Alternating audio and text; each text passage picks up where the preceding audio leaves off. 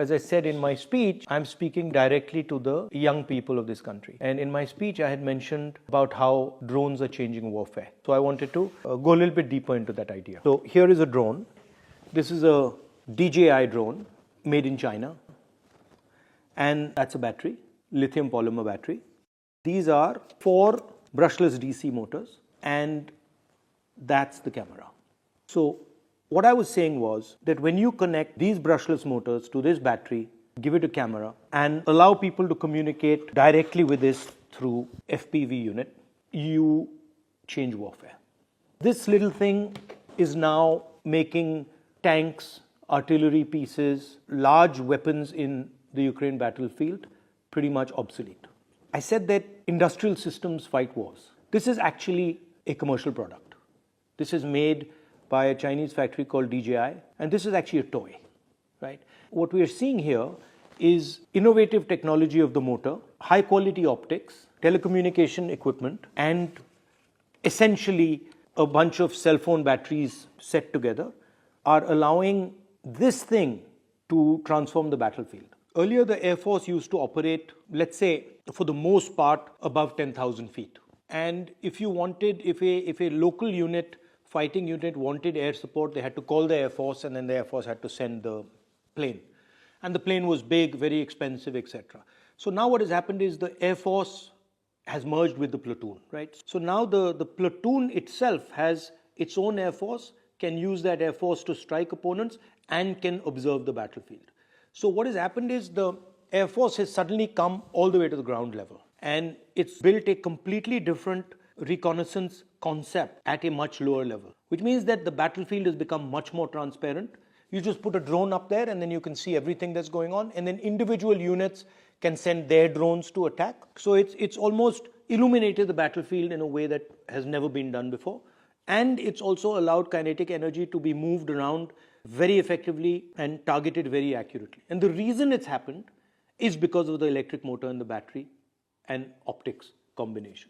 Underwater warfare has also been changed by this thing, because this thing now you can put it into a little ship or into a little submarine and you can sink huge destroyers, things like, for example, an aircraft carrier, they're going to be sitting ducks. And yes, American carrier groups would probably be able to defend themselves, but your regular aircraft carrier will simply not be able to survive an environment where these drones are roaming around undersea. So the optics and communication system are allowing you to see the battlefield, see the sea in a completely different way. And then the electric motor is allowing you to target very, very accurately, put explosive power very accurately where you want. And this has revolutionized how accurately you can target kinetic energy. We have to build such a system.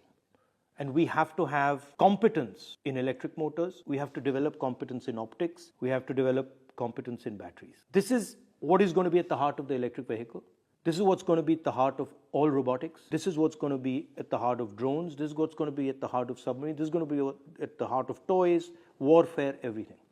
And the sad fact is that we're nowhere here. We don't make any of the components inside this. We don't understand how it's made. We certainly don't make any of the optics. We don't understand how it's made. And that's what my speech was getting at, that this is actually where we should be playing. And the network that produces this is where the real value is. And all AI is actually going to be operating on this network. So for example, when this thing is built, AI is going to be used to order how it's built. When this thing is used, AI will determine how it's used. So when I hear talks about, I heard the Prime Minister say we are going to be number one in AI. It's complete junk, because you cannot be number one in AI unless you have a production network, or not so effective, but at least you have consumption data.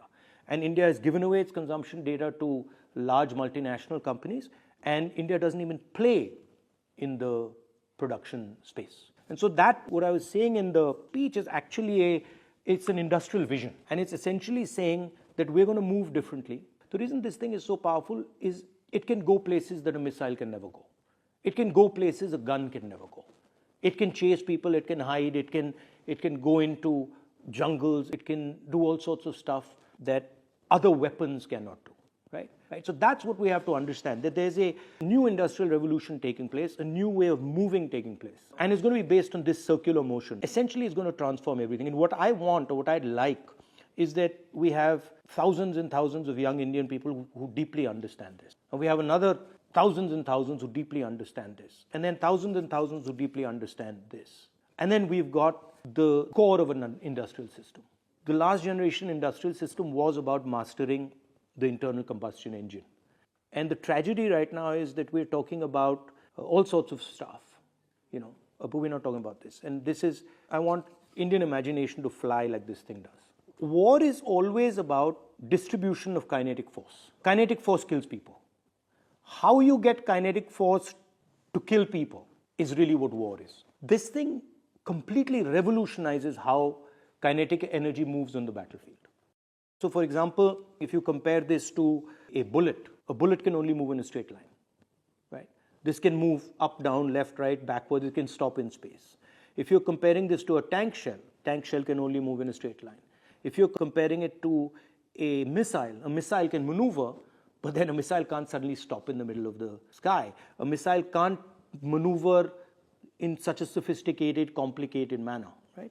So this is literally a revolution. And the interesting thing about this, and this is what I keep telling my American friends, is that this doesn't come from the military system. American drones all come from the military system, meaning they trickle down. This has come from the toy industry, right? This has emerged from the commercial system.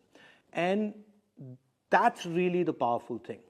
Because if things are emerging bottom up, then the amount of innovation that will emerge from that is significantly more than if they're going top down, right? So this motor, brushless motor, actually, I first saw it, 15, 20 years ago in a remote control plane. This used to be a hobby.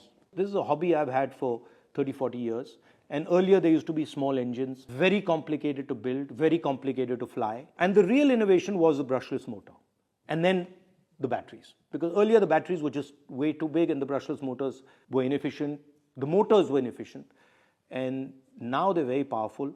They all coordinate. So this is actually a revolution. This is where the technological wave is. Now people think that you can make in India. You can have an Adani Defense or somebody else make in India and you'll get this. You won't. All Adani Defense does, or all our defense guys do, is actually assemble.